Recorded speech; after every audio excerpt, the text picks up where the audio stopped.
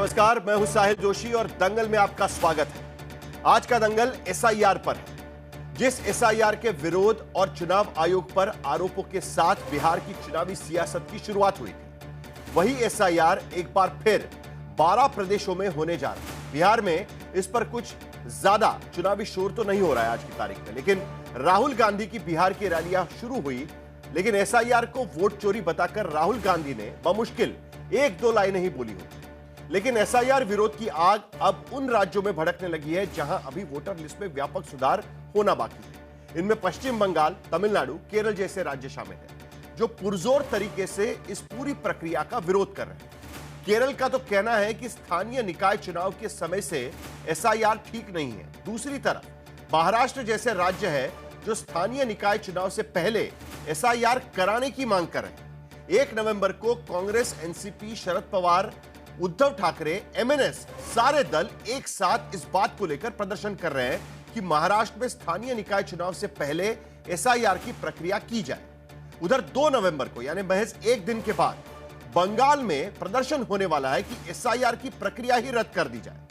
हालात यह है कि अब टीएमसी के विधायक ने एसआईआर में एक भी नाम कटने पर बीजेपी के नेताओं को जिंदा जलाने की धमकी दे डाली है। तो उधर 24 परगना में एक शख्स की खुदकुशी के बाद ममता बनर्जी ने कहा है कि एनआरसी और एसआईआर की दहशत में प्रदीप कर नाम के शख्स ने जान दे दी। तो यह सियासत अब बढ़ती जा रही है। उधर चुनाव आयोग पूरी तरीके से तैयार है। 4 नवंबर से यह प्रक्रिया शुरू हो जाएगी। तो इसी मसले पर आज के दंगल में हम चर्चा करेंगे कि आखिरकार एसआईआर बिहार से चुनाव आयोग को क्या सीख मिली और एसआईआर 2.0 में ऐसा क्या नया है जिससे विपक्ष के सवालों और आशंकाओं को खत्म करने की कोशिश की गई है। चर्चा शुरू करने से पहले एक बार यह रिपोर्ट देख लें।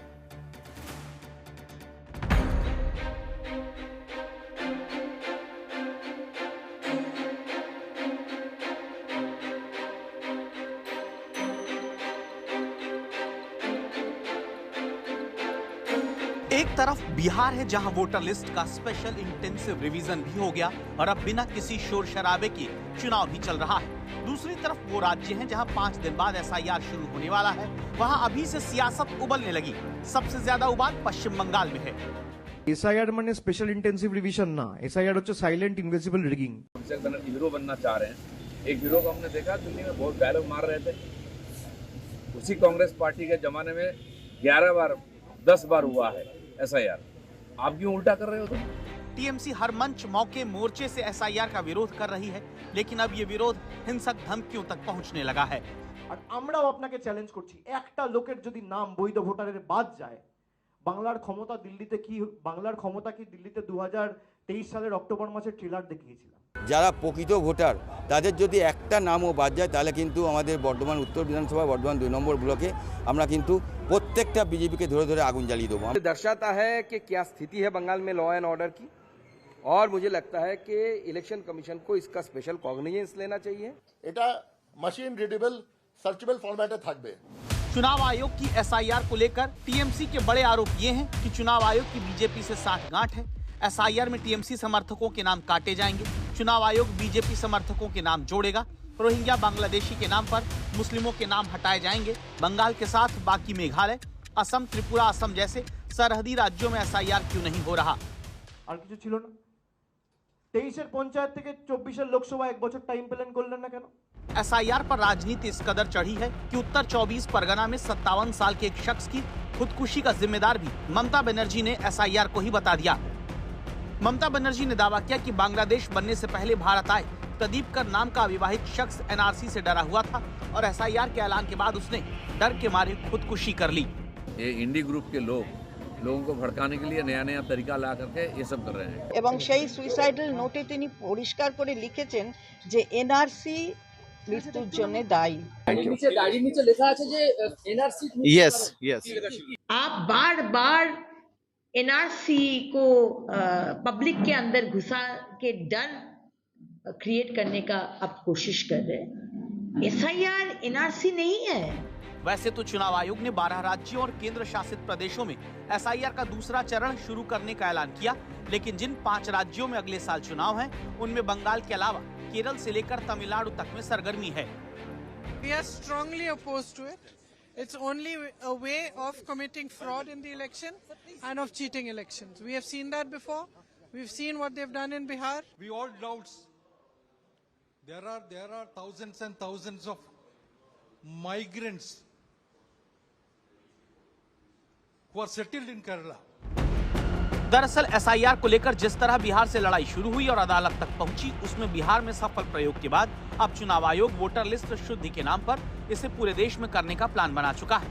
ये और बात है कि बिहार में एसआईआर के बावजूद वोटर लिस्ट में तमाम गड़बड़ियां मौजूद हैं। खुद प्रशांत किशोर का नाम भी दो जगह वोटर लिस्ट में था जो नहीं हटाया जा सका। आज तक ब्यूरो। तो जो सियासत बिहार में देखी गई थी अब वो पूरे देश में देखी जाएगी, क्योंकि 12 राज्यों में और केंद्र शासित प्रदेशों में एसआईआर की प्रक्रिया शुरू हो जाएगी। उसमें से ज्यादातर राज्य ऐसे हैं कि जो 2026 में चुनाव का सामना करेंगे और इन राज्यों में फिलहाल भारतीय जनता पार्टी की सत्ता नहीं है। यह भी मुद्दा विपक्षी पार्टियां उठा रही है कि जानबूझकर यहां पर एसआईआर की प्रक्रिया की जा रही है। तो दरअसल इस राजनीति के पीछे क्या है और क्या जो सुधार किए गए हैं नए प्रक्रिया में, उसको लेकर अब क्या विपक्ष संतुष्ट है? तमाम मुद्दे हैं, इस पर चर्चा करेंगे। हमारे साथ में शहजाद पूनावाला भारतीय जनता पार्टी के प्रवक्ता जुड़ रहे हैं। आज उन्होंने प्रेस कॉन्फ्रेंस लेकर टीएमसी पर काफी संगीन आरोप भी लगाए हुए हैं। आनंद दुबे शिवसेना यूबीटी के प्रवक्ता भी इस चर्चा में शामिल होंगे, क्योंकि एक तरफ जहां बंगाल में एसआईआर की प्रक्रिया का विरोध हो रहा है, वहां विपक्षी पार्टियां मांग कर रही है कि स्थानीय निकाय चुनाव के पहले एसआईआर की प्रक्रिया महाराष्ट्र में की जाए। तो इस मुद्दे को लेकर भी सवाल पूछना लाजमी है कि आखिरकार विपक्षी धड़े में ये दो अलग अलग सवाल क्यों उठाए जा रहे हैं। मोहम्मद तौसीफ रहमान तृणमूल कांग्रेस के प्रवक्ता भी चर्चा में शामिल होंगे, क्योंकि इस वक्त तृणमूल कांग्रेस इस पूरे मुद्दे को लेकर सबसे ज्यादा बात कर रही है और कह रही है कि अगर एसआईआर की प्रक्रिया की जाती है तो उस पर आंदोलन किया जाएगा। उनसे पूछेंगे कई सवाल। कृष्णा हेगड़े प्रवक्ता है शिवसेना के शिंदे गुट के, उनसे भी हम सवाल पूछेंगे, क्योंकि क्या उनका विरोध है, क्योंकि बीजेपी भी कह रही है कि यहां पर चेंजेस होना जरूरी है, नहीं है, उस पर भी सवाल पूछ सकते हैं। और आलोक शर्मा कांग्रेस से थोड़ी देर में इस चर्चा में शामिल होंगे और उसके साथ साथ मोहम्मद अमीन पूर्व ज्वाइंट डायरेक्टर इलेक्शन कमीशन के, वो भी चर्चा में शामिल होंगे। उनसे भी पूछेंगे, ये भी समझने की कोशिश करेंगे कि बिहार से चुनाव आयोग ने क्या सीखा है और क्या अब भी विपक्ष को लगता है कि यह प्रक्रिया ठीक तरीके से नहीं होगी। 3 सवालों के साथ मैं इस चर्चा की शुरुआत करना चाहता हूं। पहला सवाल, गैर एनडीए राज्यों में एसआईआर के विरोध के पीछे चुनाव आयोग पर अविश्वास है? यह सबसे बड़ा कारण है कि क्या इसी के वजह से एसआईआर का विरोध किया जा रहा है कि चुनाव आयोग पर अब विपक्षी दलों का विश्वास नहीं रहा है? दूसरा सवाल, क्या दूसरे चरण के एसआईआर चुनाव आयोग ने वोटर के लिए ज्यादा सहूलियत और पारदर्शिता बरती है? एसआईआर में कुछ सीख ली है बिहार से और उसके बाद कुछ बदलाव किए हुए हैं, क्या उसका फायदा होगा? इस पर भी सवाल पूछेंगे। और तीसरा सवाल, क्या बंगाल, केरल, तमिलनाडु में विरोध, महाराष्ट्र में एसआईआर की मांग सुविधा की सियासत है? क्योंकि एक तरफ तो जो गलत नाम वोटर लिस्ट में है उसे निकालने की बात की जा रही है और दूसरी तरफ यह मांग की जा रही है कि एसआईआर के प्रक्रिया के जरिए जो कई लोगों के नाम हटा दिए जाएंगे। यह भी सवाल यहां पर उठ रहा है। एक खबर इस वक्त हमारे पास आ रही है चर्चा शुरू करने के पहले की इस पर एक खबर इस वक्त हमारे पास आ रही है, उस पर जरा बात करते हैं कि एसआईआर के ऐलान के बाद पश्चिम बंगाल में एक और खुदकुशी की खबर आई है। इससे पहले खुदकुशी हुई थी, उसके लिए टीएमसी ने जिम्मेदार बताया है एनआरसी और एसआईआर की प्रक्रिया को। टीएमसी ने वापस एक बार आरोप लगाया है कि कुछ बिहार इलाके में एक शख्स ने एसआईआर के ऐलान के बाद इस डर से जान दे दी है कि उसे बाहरी करार दे दिया जाएगा। इससे पहले उत्तर 24 परगना में 57 साल के एक शख्स ने आत्महत्या कर ली थी और ममता बनर्जी ने दावा किया था कि एसआईआर के ऐलान के बाद दहशत के मारे प्रदीप कर ने खुदकुशी कर ली थी। तो यह भी चीजें वहां पर हो रही है। एसआईआर के डर से खुदकुशी की बात यहां पर की जा रही है। शहजाद पूनावाला, एक बार फिर एसआईआर को लेकर विपक्षी दल सवाल उठा रहे हैं। कहीं पर उनका सवाल यह है, खास करके तमिलनाडु में स्टालिन कह रहे हैं कि जो लेजिटिमेट वोटर्स है उनको हटा दिया जाएगा, और वहां महाराष्ट्र में सवाल यह है कि जो गलत वोटर घुसे हुए हैं उन्हें निकाला क्यों नहीं जा।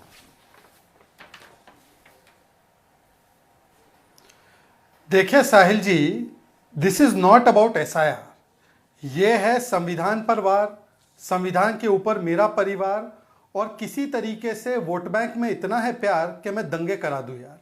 और इसीलिए आप देखें ना, आज पहली बार पता चल रहा है कि 2004 से पहले 13 एसआईआर हुए, वो बिल्कुल ठीक एसआईआर थे, वो एनआरसी नहीं थे, उसमें कोई गलतियां नहीं थी, वो सब कुछ अच्छा चंगा था। और आज जब एसआईआर उसी समय पर होता है, उतने ही टाइम पीरियड में होता है और ज़्यादा डॉक्यूमेंट्स के साथ होता है और सुप्रीम कोर्ट की निगरानी में होता है, तो वो खराब एसआईआर होता है। एसआईआर अगर 12 राज्यों में होता है तो वो खराब एसआईआर, बंगाल में खराब एसआईआर, और वही एसआईआर की मांग महाराष्ट्र में की जाती है एनसीपी, शरद पवार, यूबीटी, शिवसेना के द्वारा, तो वो अच्छा एसआईआर होता है। यही एसआईआर जिसके शिकायत दिल्ली में लगाई जाती है सुप्रीम कोर्ट में, पर एक भी प्रमाण नहीं दे सकते, परंतु वो बिहार में उसी एसआईआर के खिलाफ जब 47 लाख नाम जो डिलीट होते हैं उसके खिलाफ 450 अपील भी फाइल नहीं कर पाते।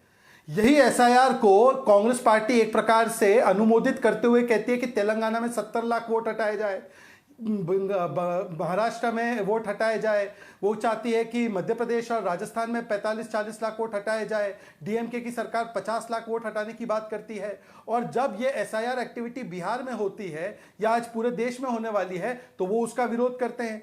तो कांग्रेस पार्टी और इंडिया अलायंस आखिरकार चाहता क्या है? Point number 1।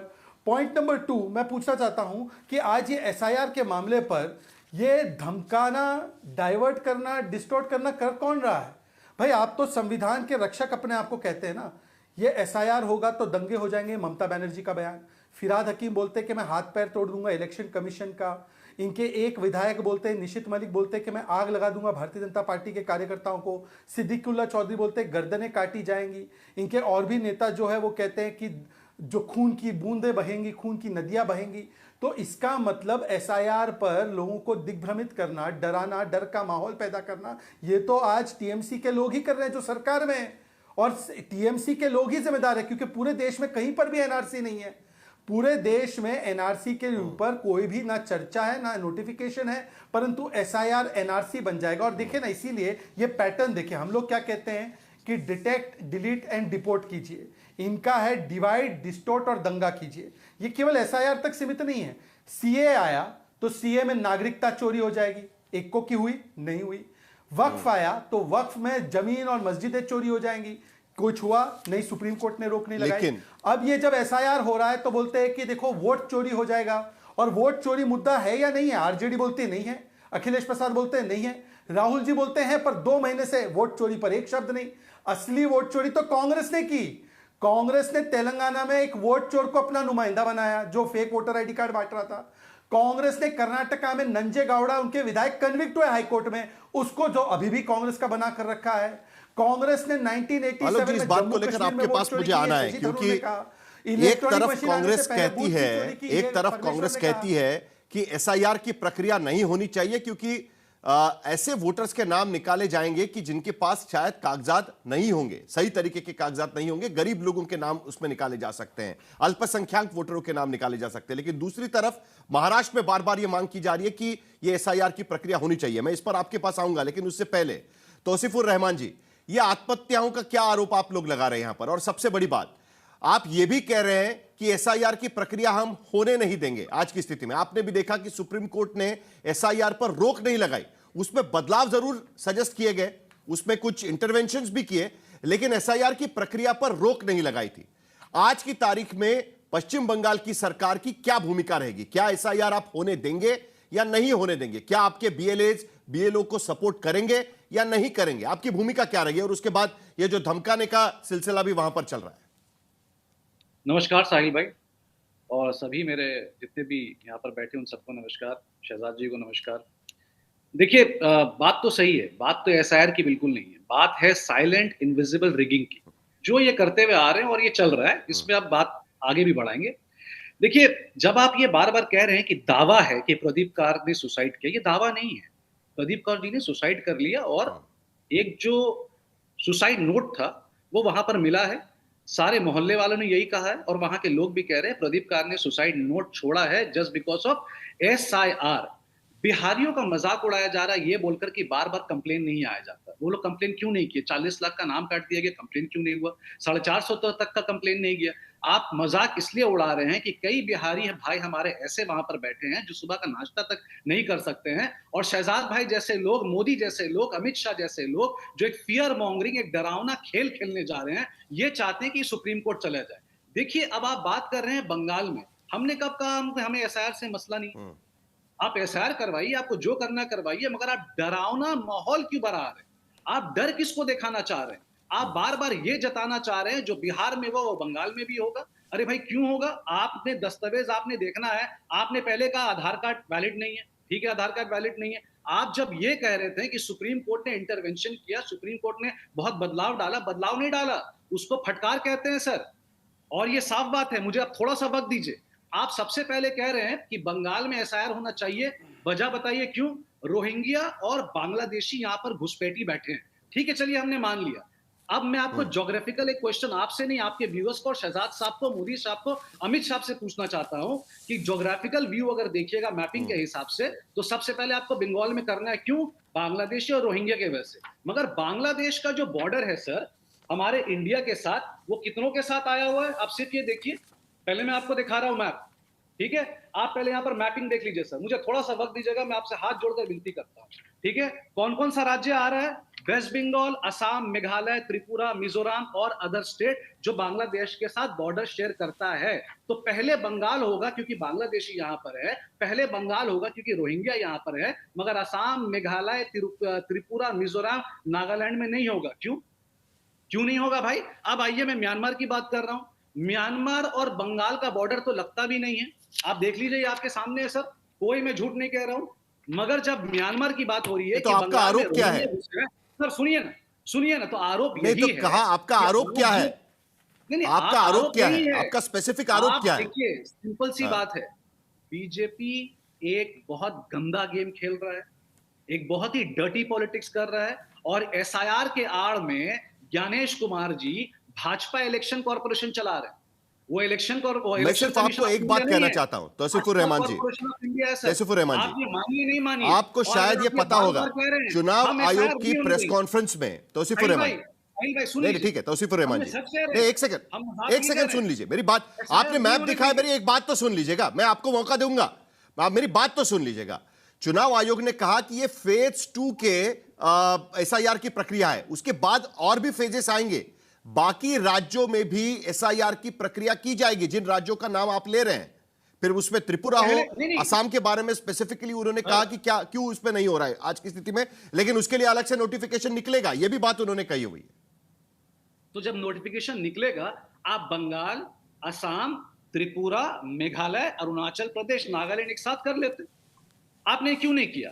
आप ये लॉलीपॉप मुझे दे रहे हैं कि हमने मध्य प्रदेश में भी करना है, हमें उत्तर प्रदेश में भी करना है, मगर आपने बंगाल को तो साझा तौर पे इसलिए ठाना है कि भैया मैप के हिसाब से है कि भैया यहाँ पर कुल मिलाकर शहजाद, शिकायत बेसिकली ये है कि हमें ही क्यों चूज किया जा रहा है, बंगाल को ही क्यों चूज किया जा रहा है? आप ये लोगों को डराने का क्या माहौल बना रहे हैं? और ये बात सुन लीजिए, सिर्फ 2026 में वहां पर चुनाव है इसीलिए चूज किया जा रहा है, बात सुनी है, और वहां पर आपकी सरकार नहीं है इसीलिए चूज किया जा रहा है। कुल मिलाकर आरोप उनका वो दिख रहा है। इनकी बातें जल्दी से शहजाद, उसके बाद आलोक जी के पास जाऊंगा। बीजेपी स्टेट में आपने देखिए, मैंने साहिल जी, मैंने बड़े शांति से उनकी बात सुनी, हम ये मान लेंगे, मैंने उनकी बातें, साहिल जी मैंने उनकी बातें बड़े शांति से सुनी। साहिल जी, 12 राज्यों में फेज 2 में एसआईआर हो रहा है, उसमें तो छत्तीसगढ़ और मध्य प्रदेश भी है जहां पर चुनाव अभी 2028 में होने हैं, राजस्थान में भी है 2028 में चुनाव होने हैं, पहली बात। दूसरी बात, मैं इनसे पूछना चाहता हूं कि क्या ये साइलेंट इनविजिबलाइजेशन था जब 2005 में ममता बनर्जी यूं ऐसे कागज फेंकती थी सोमनाथ चैटर्जी के ऊपर और कहती थी कि ये साइलेंट और इनविजिबल जो रोहिंग्या आ गए हैं सब लोग, इनके नाम वोटर लिस्ट से हटाया जाए, इनको वोटर लेफ्ट ने बनाया है। ये उस समय पर भी ये एसआईआर का फुल फॉर्म यही बताते थे कि आज चेंज हो चुका है। और दूसरी बात मैं इनसे पूछना चाहता हूं कि आज जब उन्होंने सुप्रीम कोर्ट को कोट किया तो सुप्रीम कोर्ट नहीं बोला ना too much passion with very little reason, ये सुप्रीम कोर्ट ने फटकार लगाई ना जब झूठा एफिडेविट प्रशांत भूषण और इनके इकोसिस्टम ने सबमिट किया। और बिहारियों के अपमान की बात तौसीफ जी आप कर रहे हैं, मुर्शिदाबाद में सागरिका घोष ने बिहारियों को दोष दिया कि ये दंगों के लिए जिम्मेदार है। आए दिन ममता बनर्जी यूपी बिहारी के लोगों के लिए क्या बोलती हैं, डीएम के टॉयलेट क्लीनर बोलता है। और हमने तो देखा है कि आज ही छठ पूजा पर जो राहुल गांधी का बयान है कि छठ पूजा ड्रामा होता है, तो कम से कम आप बिहारी यूपी के बारे में मत बोलिए। पर यह बीएलए पे सवाल था, 80,000 विपक्ष के बीएलए क्या मोदी सरकार और इलेक्शन कमीशन के साथ मिले थे आरजेडी कांग्रेस के कि एक अपील वो नहीं डाल पाए? चलिए बिहारी वोटर नहीं डाल पाया, बिहारी वोटर का शुभचिंता करना ये तो काम बीएलए का था ना। सुप्रीम कोर्ट ने फटकार भी लगाई थी कि ऑपोजिशन पार्टीज के बीएलए कर क्या रहे हैं। उन्होंने पूछा 80,000 बीएलए, 45 लाख नाम अगर डिलीट हुए, जल्दी से आपका जवाब, 10 नाम भी देख लेते तो 5 दिन में कंप्लीट होती लिस्ट। अब बताइए कि जल्दी से आपका जवाब, कॉम्प्रोमाइज थे आरजेडी कांग्रेस के? शहजाद भाई रुक जाए, शहजाद भाई मैं बिहारियों की बात क्यों नहीं करूंगा सर, आपने ठेका ले रखा है। वही तो वही बात होगी ना कि यमुना को आपने डिवाइड कर दिया कि मोदी जी के लिए एक शुद्ध पानी लगाया गया और सारे बिहारियों के लिए नाला खड़ा कर गया। खैर उस पर हम नहीं जाना चाहते हैं। मैं बंगाल के बारे में आपको बार बार कहना चाह रहा हूं, आप कहना क्या चाह रहे हैं कि बिहारियों का 40 लाख नाम पूछकर काटा गया था सर, और यही चीज आप बंगाल में करेंगे। और आप चाहते हैं कि तौसीफ रहमान, अभिषेक बंदोपाध्याय, ममता बनर्जी और तृणमूल कांग्रेस बंगालियों को आप अपमान करिएगा, आप बेइज्जत करिएगा, 50 लाख नाम बिना बोले काट दीजिएगा और हम बैठकर हाथ में मेहंदी लगाएंगे सर, हम ये नहीं होने देंगे। अगर एसआईआर तो क्या इस प्रक्रिया में आप शामिल होंगे कि नहीं होंगे? करिए, कागज दिखाइए, सही कागज पूछिए, सही तरीके पे आइए और एसआईआर के लिए इलेक्शन कमीशन को अपनी औकात में रहना पड़ेगा। जल्दी से आपकी प्रतिक्रिया इस पर दे दीजिएगा, अभी तक ये साफ नहीं हो पाया है। इस प्रक्रिया में बंगाल की सरकार मदद करेगी या नहीं करेगी? टीएमसी इसमें शामिल होगी या नहीं होगी, या सुप्रीम कोर्ट का दरवाजा खटखटाया जाएगा एक बार फिर? इसका जवाब जल्दी से दे दीजिए। अगर कॉन्स्टिट्यूशनल वे से, लेजिटिमेट वे से कोई भी प्रक्रिया होगा, हम उसके साथ हैं, मगर गुंडागर्दी और औकात के बाहर जाकर हमारे बंगालियों का नाम काटा जाएगा। एसआईआर की प्रक्रिया कॉन्स्टिट्यूशनल अधिकार है चुनाव आयोग का, यह सुप्रीम कोर्ट ने माना है, यह भी बात आपको ध्यान में रखनी चाहिए। लेकिन शहजाद, आपको एक बात भी समझनी चाहिए। बड़ी इंटरेस्टिंग बात यह है कि खुद चुनाव आयोग ने कहा कि बिहार में जो एसआईआर की प्रक्रिया शुरू की गई उससे उनको सीख मिली, और उसके बाद जो बाकी राज्यों में अब एसआईआर की प्रक्रिया की जा रही है उसमें बदलाव किए जा रहे हैं। जिस बात को लेकर विपक्षी पार्टियां भी सवाल उठा रही थी, अब उसको इनकॉर्पोरेट किया जा रहा है कई मुद्दों को। खास करके देखिए, बिहार में चुनाव आयोग कर्मचारियों और वोटर को कम वक्त मिला, ये चुनाव आयोग ने कहा बिहार में उनको कम वक्त मिला था। दूसरे राज्यों में ज्यादा वक्त, पर्याप्त वक्त दिया गया है। जरा बदलाव देखिएगा क्या हो रहा है उसमें। बिहार में सत्यापन और सुनवाई के लिए कम वक्त मिला था, 30 दिन मिले थे महज, अब 54 दिनों का समय दिया गया। यह भी सवाल विपक्षी तरफ से उठाया गया था, अब चुनाव आयोग कह रहा है कि 54 दिन हम देंगे। बुजुर्ग, बीमार, दिव्यांग वोटर्स को परेशानी हुई थी, बुजुर्ग, बीमार, दिव्यांग वोटर्स को विशेष सुविधा इस बार के एसआईआर में दी जाएगी, इसको लेकर भी सवाल उठाए गए थे। नाम काटने वालों की सूची पहले बूथवार प्रदर्शित नहीं की गई थी, जिसको लेकर सवाल उठाए गए थे। अब बाकी राज्यों में नाम बदलने वालों की सूची बूथवार प्रदर्शित की जाएगी। तीसरा, सबसे अहम बात, कुछ दिनों तक दस्तावेजों में आधार कार्ड स्वीकार नहीं किया गया था बिहार में, उसके बाद सुप्रीम कोर्ट का आदेश देना पड़ा। लेकिन यहां पर दस्तावेजों में सुप्रीम कोर्ट का आदेश भी हो चुका है, लेकिन अब आधार कार्ड को मान लिया जाएगा। फॉर्म भरते समय उम्र और नागरिकता के दस्तावेज मांगे गए थे बिहार में, लेकिन यहां पर कोई भी दस्तावेज नहीं मांगा जाएगा। बिहार के वोटर लिस्ट में अभिभावक का रिश्ता बताना पड़ता था, साबित करना पड़ता था, लेकिन रिश्ता मान्य कर दिया गया है इस बार केस में। 2003 के बाद सभी वोटर्स को दस्तावेज देने पड़ते थे, लेकिन अब 12 राज्यों में वो मैचिंग पहले से ही की जाएगी, ये भी बात चुनाव आयोग ने साफ किया गया है। और उसके बाद बाकी भी चीजें हैं कि आपत्ति के दौरान नए वोटर जोड़े गए थे, जब आपत्ति वाला दौर था, दावे और आपत्ति वाला दौर था, लेकिन इस बार शुरुआती दौर में ही नए वोटर इसमें जोड़े जाएंगे।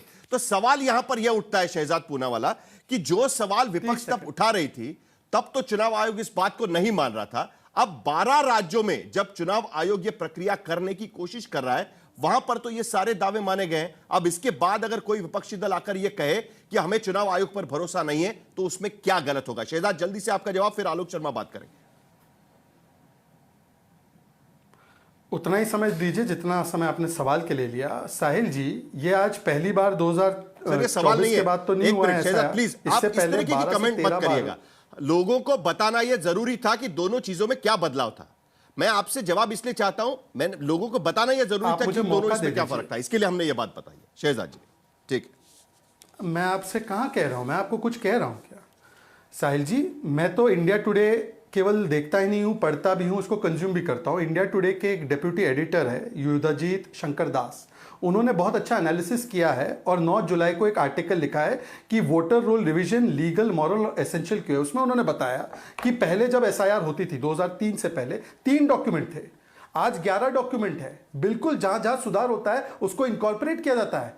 यही तो हम भी कह रहे हैं कि आज जो एसआईआर होता है वो तो और टेक्नोलॉजिकली एडवांस और व्यापक दृष्टि से डॉक्यूमेंट्स एक्सेप्ट करते हैं।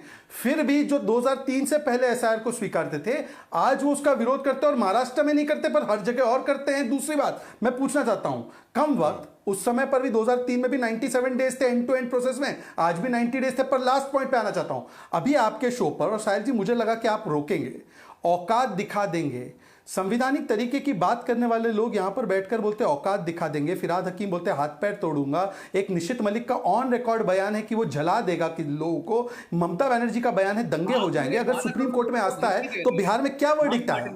एसआईआर पर रोक तो नहीं लगाई, और एक भी बार साहिल जी आपने उनको नहीं बोला। देखिए साहिल जी अब वो मेरे बीच में बोल रहे हैं, साहिल जी अब वो मेरे बीच में बोल रहे हैं, मेरी बात खत्म होने दीजिए।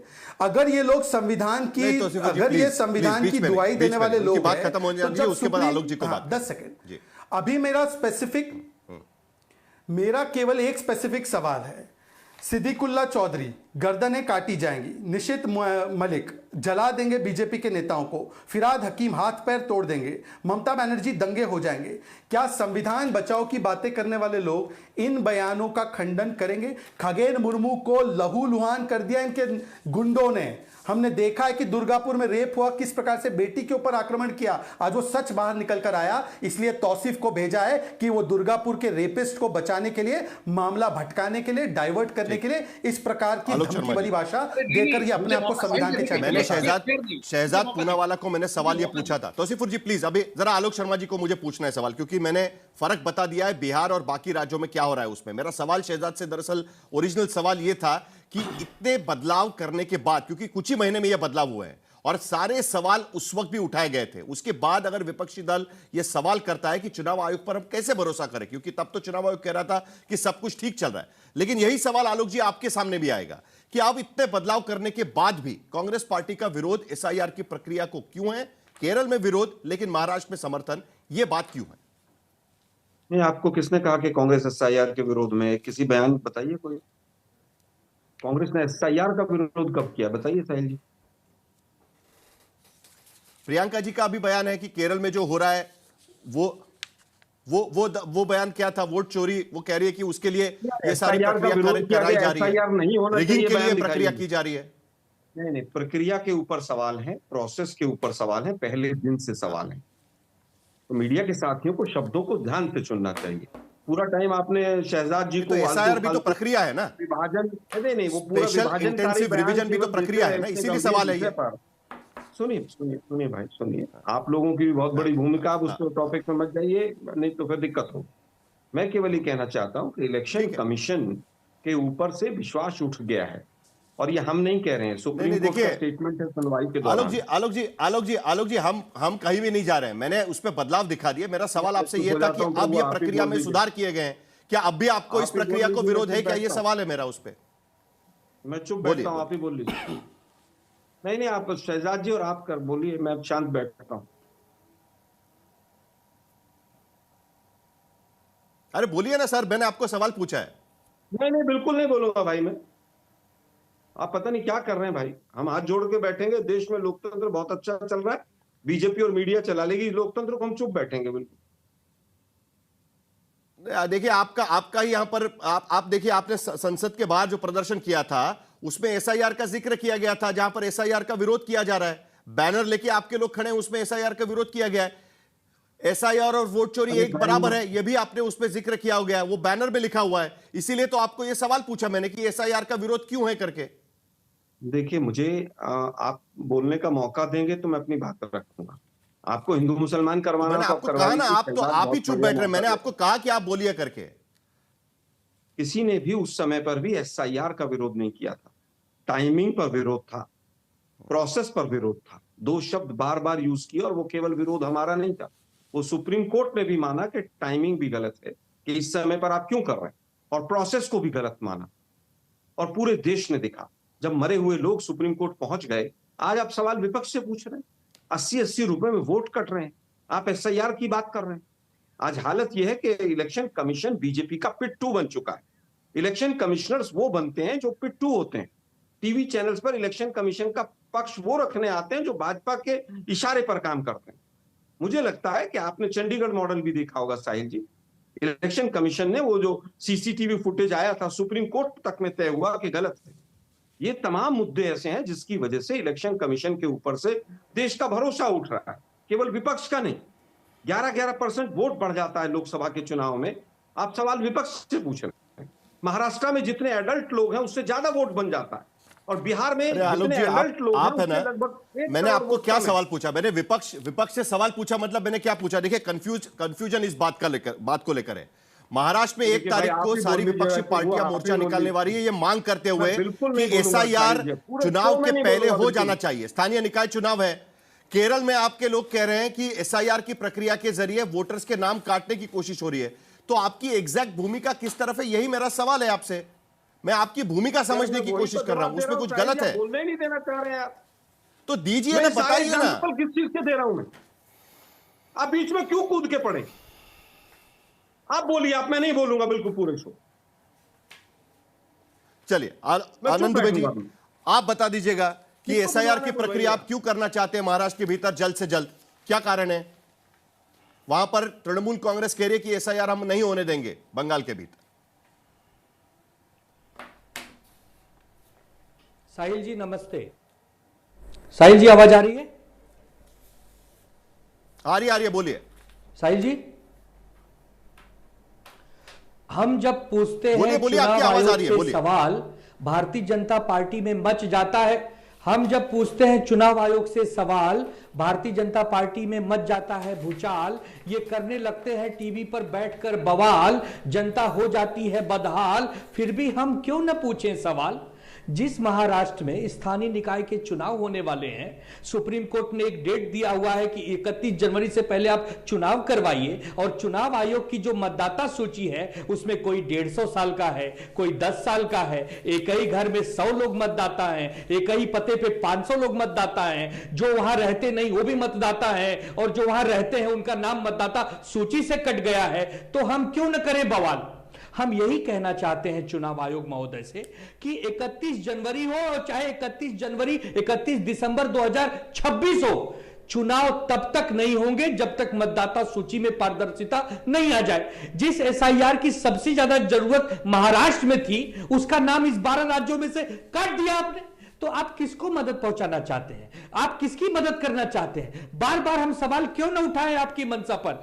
जिस राज्य में या जिस हमारे महानगर पालिका के पिछले 4 साल से चुनाव लंबित है, 6 महीना और सही, 6 महीने की और प्रक्रिया सही, लेकिन कम से कम धांधली तो नहीं होगी, कालाबाजारी तो नहीं होगी, भ्रष्टाचार तो नहीं होगा। जिस वर्ली विधानसभा में श्री आदित्य ठाकरे जी चुनाव जीते हैं, वहां अगर इतनी धांधली है तो जहां हमारे विधायक चुनाव हारे हैं वहां कितनी धांधली होगी। ये तो कमाल की बात हो गई। जिसको चोरी से बचने की जिम्मेदारी हमने दी थी, वही आज हमसे कह रहा है कि चोरी कहां हुई। अरे जब आदित्य ठाकरे ये सवाल उठा रहे हैं, महाराष्ट्र के भीतर सवाल उठा रहे हैं कि विपक्षी पार्टियों को इस बात का डर नहीं है, जो तमिलनाडु में या फिर हम पश्चिम बंगाल में देख रहे हैं या केरल में देख रहे हैं कि लोगों के नाम काटने का एक्सरसाइज एसआईआर के जरिए किया जाएगा। आपका कहना है कि यहां पर गलत नाम जोड़े गए, इसके लिए उनका नाम काटना चाहिए, सही बात है?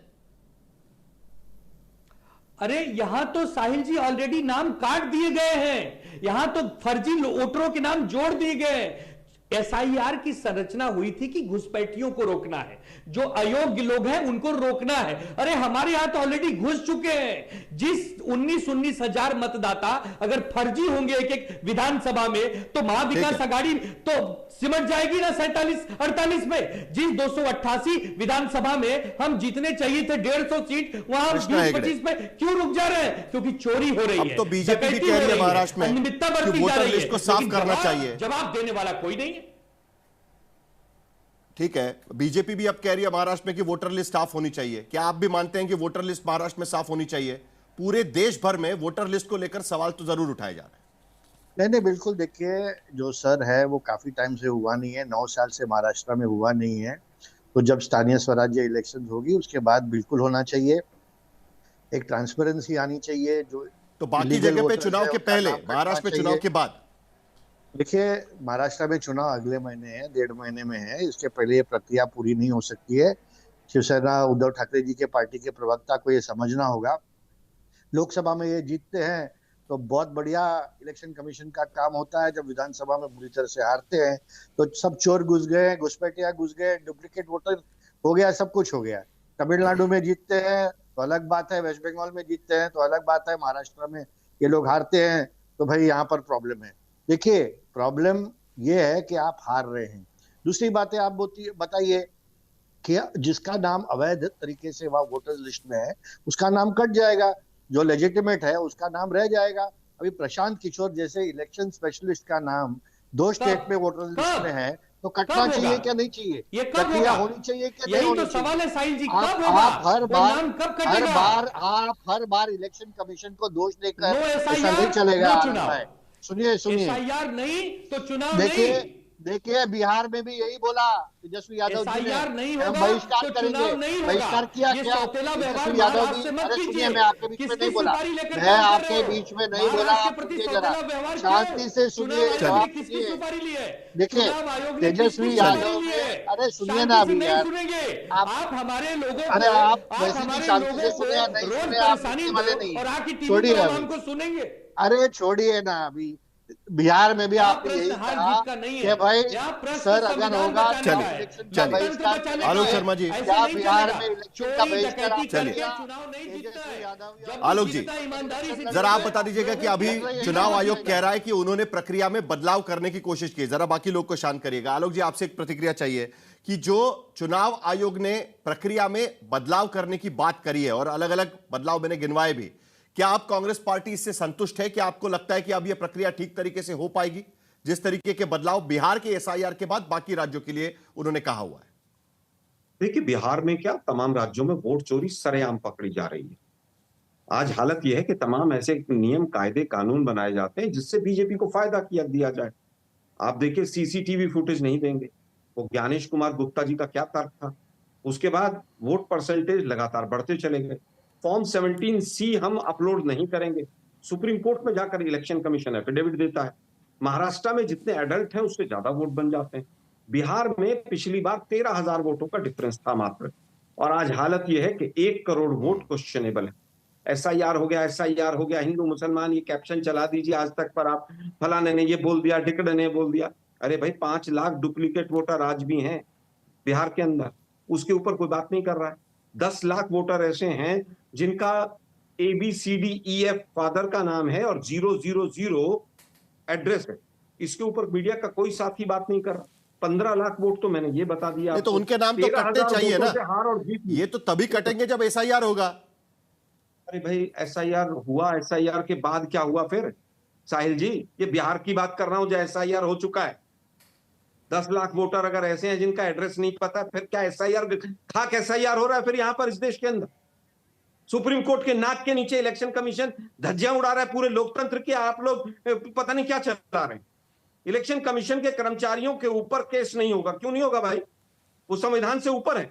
बीजेपी इलेक्शन कमीशन को बचाती है, इलेक्शन कमीशन बीजेपी की सरकारें बनाती है। अगर 13 बार SIR हुआ उसमें कोई डॉक्यूमेंट नहीं मांगा गया, बिहार में क्यों मांगा गया था? 13 बार जो SIR हुआ उसमें केवल वहां पर जाकर BLO गया और उसने कर लिया, उसमें केवल पूरी तरह से सतत प्रक्रिया थी। वो एक बात बताइए, 20 लाख नाम आपने 65 लाख नाम काटे जो SIR हुआ, तो अब मैं अपना जवाब दे सकता हूं, मैंने शांति से सबकी बात सुनी। तो आप तो चुनाव आयोग कह रहा है ना आलोक जी, आप तो चुनाव आयोग कह रहा है कि नहीं, एक मिनट, आप तो चुनाव आयोग कह रहा है कि अब डॉक्यूमेंट्स की जरूरत नहीं है इन्यूमरेशन के समय पे, ये बात भी वो कह रहा है, वही तो बदलाव वो कर रहे हैं ना वहां पर। तो आपको नहीं लगता कि वो बदलाव ठीक है? अरे भाई दूसरा पैतरा निकाल लेंगे। आज तक घुसपैठी है तो आज तक को पता चल गया होगा साहिल जी को कितने संख्या घुसपैठी की निकली है बिहार में, पता चल गई होगी। ज्ञानेश कुल मिलाकर शहजाद, कांग्रेस पार्टी को और विपक्षी दलों को चुनाव आयोग की प्रक्रिया पर और चुनाव आयोग पर ही अविश्वास है, को बचाता है और मीडिया बीजेपी की मदद करती है। चलिए ठीक है, आप किसकी मदद करते हैं वो देख लीजिएगा, आपके प्रचार में आप आपका देख लीजिएगा। यहां पर मीडिया तो कोई चर्चा का विषय है नहीं आलोक जी, आप बेवजह हमको उसमें घसीट रहे हैं। मैंने आपको सवाल पूछा कि चुनाव प्रक्रिया में क्या बदलाव किए जा रहे हैं, SIR की प्रक्रिया में क्या बदलाव किए जा रहे हैं। ये आप में और मुझ में कोई डिबेट का विषय है नहीं सर, ये आप में और मुझ में डिबेट का विषय नहीं है। आप मुद्दा अलग चीज पर क्यों लेके जाने की कोशिश करते हैं जिसकी कोई जरूरत नहीं है आलोक जी। और यह पूरी तरीके से गैर वाजिब चीज आप कहते हैं, हर बार अलग तरीके से आप डिबेट पे लेके जाते हैं। मैंने शहजाद को भी कहा था, आपको भी मैं कह रहा हूं, आप गलत जगह पर लेके जा रहे हैं डिबेट को। यह मुद्दा ही नहीं है डिबेट का आज की स्थिति में। प्लीज शहजाद जी, कुल मिलाकर चुनाव आयोग पर ही उनका भरोसा नहीं है। वो कह रहे हैं कि चुनाव आयोग जो भी करेगा कुछ ना कुछ तो गलत चीज कर ही लेगा इसमें। नहीं साहिल जी, चुनाव आयोग पर तो उनको तब भरोसा था जब नवीन चावला थे, उनको तब भरोसा था जब MS गिल थे, उनको तब भरोसा था जब TN सेशन बोलते थे कि राजीव गांधी बुलाकर डेट्स तय करवाते थे, उनको तो तब भरोसा था जब सुप्रीम कोर्ट ने बार बार बोला EVM पर कोई गड़बड़ नहीं है, 41 टाइम्स उन्होंने फैसला सुना है। तो सुप्रीम कोर्ट पर भरोसा, EVM को बख्श दिया है कि अभी EVM को गाली दे रहे हैं? और EVM को पहले गाली देते थे तब वोटर लिस्ट के बारे में नहीं बोलते थे। आज EVM अगर गड़बड़ है तो वोटर लिस्ट में धांधली की क्या आवश्यकता होती, थोड़ा लॉजिकली अगर कोई सोचे तो। पर उस पर भी कोई जवाब नहीं। अभी उन्होंने आपके शो पे कहा कि हमने कभी SIR का प्रिंसिपल विरोध नहीं किया। ये जो आपने पूरा दिखाइए ना, खड़गे जी ने SIR के बिल को फाड़ा और कचरे के डब्बे में डाला, ये लोकतंत्र पे वार बता रहे थे SIR को। ये पूरा उन्होंने डेमोन्स्ट्रेशन किया पार्लियामेंट में, और इनके अंदर कितनी कंफ्यूजन है। सुन लीजिए, मैं अपनी बात पूरी कर दूं, मैं अपनी पूरी बात कर लूं, मैं अपनी पूरी बात कर लूं। साहिल जी, मैंने किसी के बीच में नहीं बोला।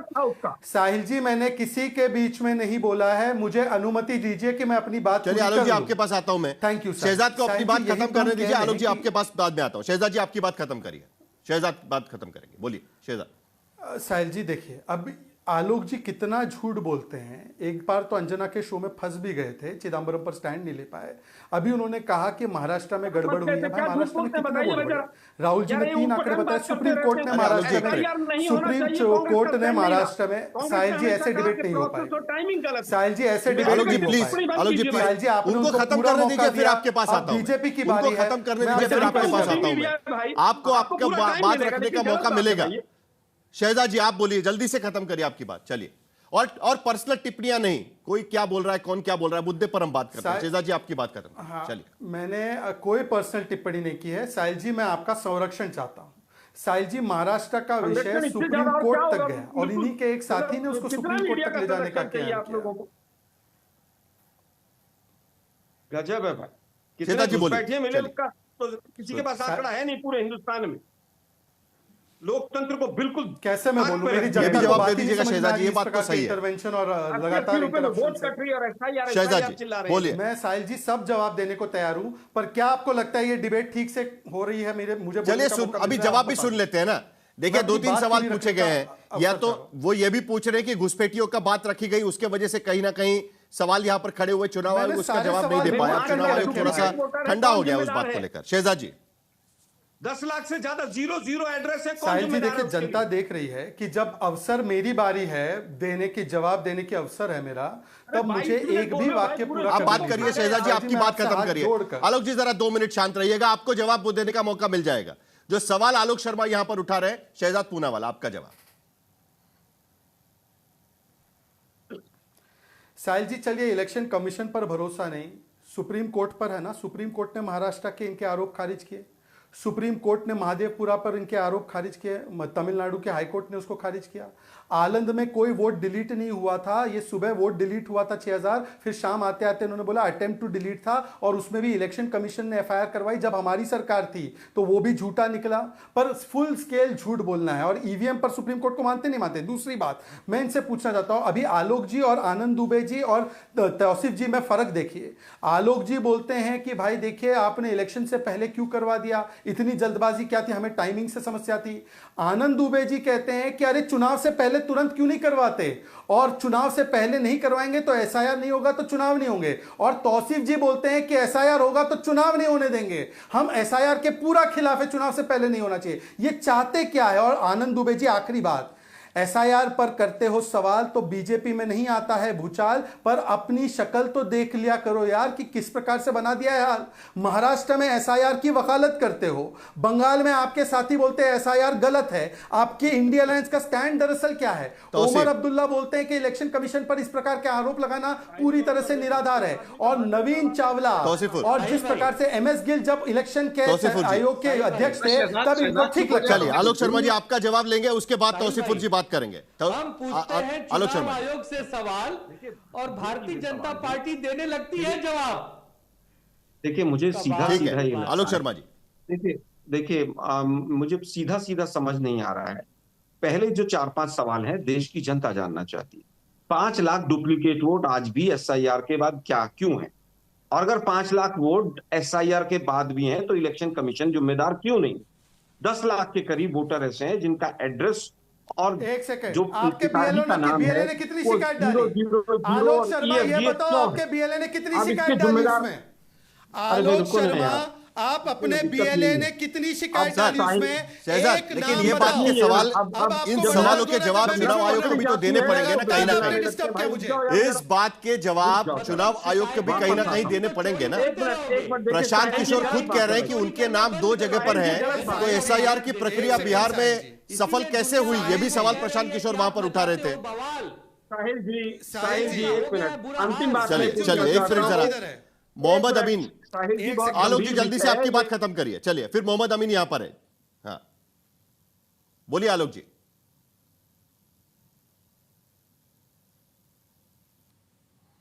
जरा आलोक जी की आवाज दीजिए, उनकी आवाज नहीं आ रही है। क्या सवाल नहीं उठने चाहिए थे? पहली चीज। दूसरी चीज, घुसपैठिए पूरा ध्रुवीकरण चला 15 दिन तक।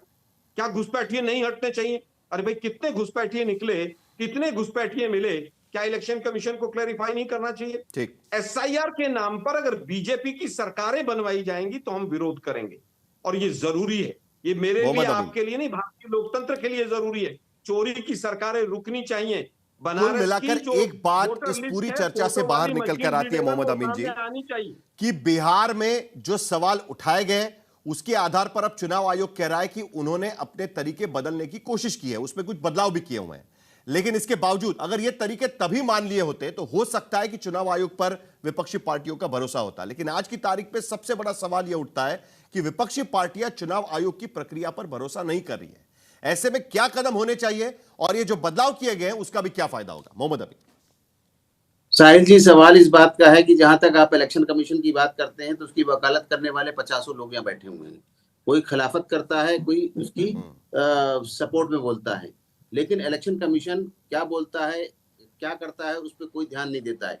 अभी आपने खुद ही दिखा दिया कि जो हमारे बिहार के अंदर जो कुछ कमियां थी, उन कमियों को यहाँ दूर कर दिया गया। हमेशा इलेक्शन 52 से होते चले आ रहे हैं। जब भी कभी कोई इलेक्शन कमीशन को शिकायतें मिलती हैं या कोई प्रॉब्लम्स आती है तो उसको दूर किया जाता है। आज देखिए कहाँ बैलेट बक्से से पड़ते थे और आज जो चुनाव जो हो रहे हैं वो ईवीएम से हो रहे हैं। हमेशा कुछ ना कुछ प्रॉब्लम इलेक्शन कमीशन के लिए रहती है, चाहे वो कोई पार्टी रही हो। मैं तो क्लियर कट कहना चाहता हूं कि किसी ने भी कोई अप्रिशिएशन नहीं दिया, किसी ने कभी कोई सहयोग नहीं दिया, लेकिन हाँ, इलेक्शन कमीशन ने संविधान के अंतर्गत हमेशा कराया, चुनाव टाइम पे सही तरीके से कराया है, जिसका नतीजा है कि यही तेजस्वी यादव के यहाँ पर कह रहे थे बिहार में। लेकिन सर सवाल यहाँ पर 2 उठते हैं।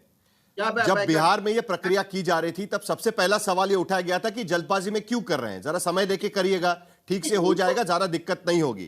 और जो प्रक्रिया थी उसको लेकर भी सवाल उठाए थे, तब तो वो सारी चीजें खारिज कर दी गई। अब उसमें आगे उसमें बदलाव किया जा रहा है, यानी बिहार में जो प्रक्रिया हुई उसमें खामियां थी और जिसका खामियाजा कहीं ना कहीं चुनाव में भुगतना पड़ेगा, ये भी तो सवाल उठता है ना उसको लेकर। हाँ नहीं, अगर कोई खामी थी तो उसको भी दूर करने की कोशिश की गई है। और ये जो 12 स्टेट के चुनाव कराए जा रहे हैं इसमें अभी आपको पता है, सबको पता है, लेकिन मीडिया में आके उल्टी बातें करना, जनता को समझाने का तरीका इनका अपना अलग अलग है, चाहे वो झूठ बोले या सच बोले। इलेक्शन कमीशन जानता है कि महाराष्ट्र के अंदर क्यों नहीं हो रहे। महाराष्ट्र के अंदर बीएमसी के इलेक्शन होने हैं, इसलिए वहां पर अभी नहीं डिस्टर्ब। क्यों? क्योंकि हमारे पास अपना कोई कर्मचारी नहीं है, उसी स्टेट के कर्मचारी होते हैं। बंगाल की जहां तक बात सवाल है, बंगाल के उनके कर्मचारी हैं, 4 हमने भी सस्पेंड किए स्टार्टिंग में। ये सब कहने की बातें हैं। और ममता बनर्जी ने भी वहां पर डीएम और ट्रांसफर किए बहुत से।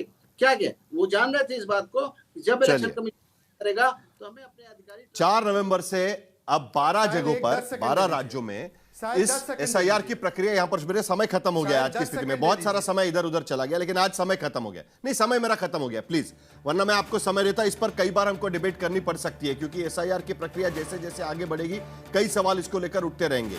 नए बदलाव भी उसमें कुछ किए गए, उसका असर जमीन पर किस तरीके से होता है उस पर भी ध्यान रखना होगा। कुल मिलाकर यह बात साफ नजर आ रही है कि विपक्षी दलों का चुनाव आयोग की प्रक्रिया पर भरोसा नहीं है। एसआईआर की प्रक्रिया जिस तरीके से लागू की जाती है उस पर कई बार विपक्षी दल सवाल उठाते जा रहे हैं। लेकिन आज की स्थिति में एक तरफ जब एसआईआर की प्रक्रिया को वोट चोरी से देखा जा रहा है, वहीं दूसरी तरफ बिहार के भीतर अब चुनाव का मुद्दा वो नहीं रहा। वहीं महाराष्ट्र में एसआईआर लागू करने की मांग की जा रही है, तो बंगाल में एसआईआर की प्रक्रिया पर रोक लगाने के सवाल उठाए जा रहे हैं। तो कुल मिलाकर अब इस पूरे मामले को लेकर जमीन पर मामला किस तरीके से पनपता है, उस पर ध्यान रखना जरूरी होगा।